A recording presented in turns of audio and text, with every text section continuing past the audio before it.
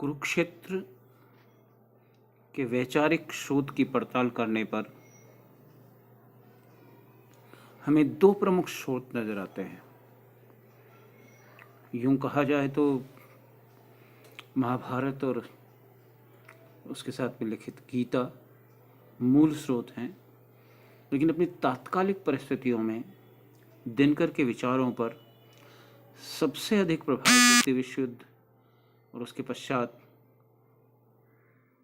उसके समकालीन वैचारिक स्तंभ ब्रिटेन के बर्ट्रैंड रसेल का है, और साथ में बाल गंगाधर तिलक की पृष्ठभूमि का उनके वैचारिक गीता रहस्य प्रकरण से संबंधित भी प्रभाव दिनकर पर है।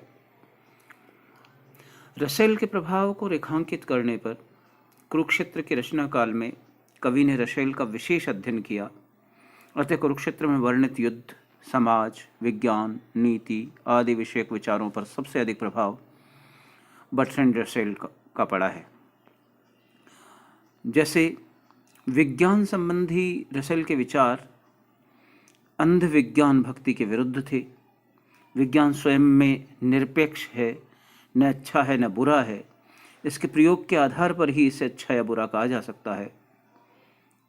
शिवत्व की भावना से प्रेरित होकर ये बड़े से बड़ा निर्माण तथा अमंगल की भावना से प्रेरित होकर बड़े से बड़ा विध्वंस भी कर देता है।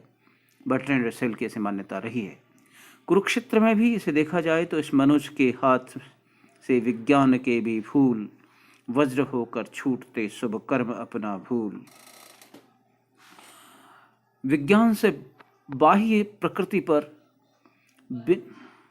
विजय मिली, पर मानव की आंतरिक प्रवृत्ति, उसके स्वभाव का परिष्कार नहीं हुआ। ऐसे तथाकथित सभ्य, स्वार्थी एवं विज्ञान के दुरुपयोग से नरसंहार में निरत मानव की कवि ने सदा निंदा की है। ऐसे मनुष्य की, स्वार्थी व्यक्ति की निंदा की है। बर्ट्रैंड रसेल के अनुसार हमारा ज्ञान बढ़ रहा है, किंतु हृदय का स्रोत टूटता जा रहा है। दिनकर भी कुरुक्षेत्र में कहते हैं, किंतु है बढ़ता गया मस्तिष्क ही निश्शेष, छूट कर पीछे गया रह हृदय का देश। एक दूसरी जगह पर दिनकर कहते हैं, रसवंती भूखे मनुज का श्रेय, ये नहीं विज्ञान कटु आग्नेय। रसेल व्यक्तिगत और समाज सत्ता के द्वंद्व को चित्रित करते हुए कहते हैं कि अन्याय का विरोध करते हुए कानून तोड़कर विद्रोह करना अपराध नहीं है, अभिनंदनीय है। सारा कुरुक्षेत्र यही इसी महत्ता को प्रतिपादित करता है।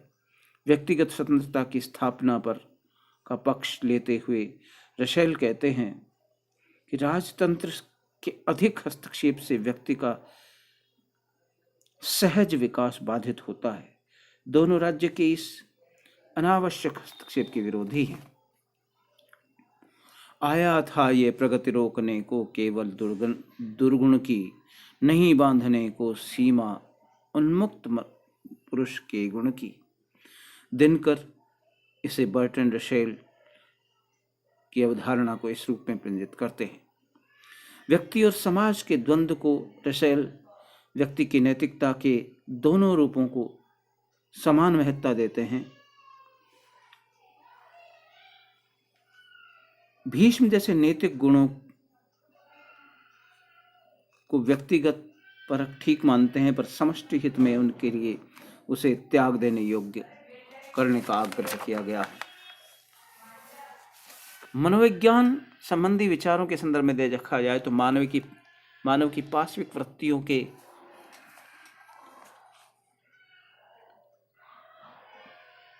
समन से ही शांति संभव है। अतः इन वृत्तियों की अभिव्यक्ति से युद्ध से भिन्न निर्दोष मार्ग खोजने होंगे, ताकि वृत्तियों का परिष्कार हो। इसके बिना युद्ध अनिवार्य है। अतः बाह्य उपायों की अपेक्षा मानव के अंतर में परिवर्तन आवश्यक है। रसेल मानवीय जीवन में संघर्ष के 3 रूप मानते हैं: मनुष्य और प्रकृति के बीच, मनुष्य और मनुष्य के बीच, मनुष्य और अंतःकरण के बीच। शांति स्थापना के लिए रसेल अभ्यंतर प्रयासों पर जोर देते हैं। कवि की भारतीय आत्मवाद में विश्वास कर समता चाहता है। दोनों मानव प्रेम के पक्षधर हैं और उसके भविष्य के प्रति आश्वस्त हैं। उद्योगवाद और भोगवाद का विरोध दिनकर और रसेल दोनों करते हैं। विज्ञान और भाग्य का द्वंद्व दोनों में उभर कर सामने आता है। इस तरह से कुरुक्षेत्र में रसेल का प्रभाव है। दिनकर ने इन्हें मानवतावादी भारतीय दृष्टि के परिप्रेक्ष्य में उदार मन से ग्रहण किया है, अनुकरण मात्र नहीं किया है। रसेल ईश्वर में विश्वास नहीं करते, पर दिनकर करते हैं। वे धर्म और अध्यात्म भी मानते हैं। वे रसेल के भावुक चिंतन से भी प्रभावित हैं, तार्किक अति भौतिक से नहीं। साथ में दिनकर पर लोकमान्य बाल गंगाधर तिलक का भी प्रभाव है। गीता के प्रभाव को ग्रहण करते हुए दिनकर पर तिलक की गीता रहस्य के माध्यम से कई प्रभाव पड़े हैं, जैसे कर्म की अनिवार्यता। दोनों में कर्म अनिवार्य है। तिलक के अनुसार प्रवृत्ति मार्ग कर्मवाद गीता का सार है। कुरुक्षेत्र में ही ये है, कुरुक्षेत्र में भी ये लिखा हुआ है कि धर्मराज कर्मठ मनुष्य का पथ संन्यास नहीं है। राष्ट्रीय तत्व तथा दार्शनिक तत्वों के कर्मयोग का पर तिलक का प्रभाव है, जिसके राजनीतिक जीवन आदर्श का भी। निवृत्ति का खंडन एवं प्रवृत्ति की स्थापना तिलक से प्रभावित है। कर्म निरपेक्ष है, पाप पुण्य नहीं, लोक संग्रह की ऐसी स्वीकृति को दिनकर ने आगे बढ़ाया है। नैतिक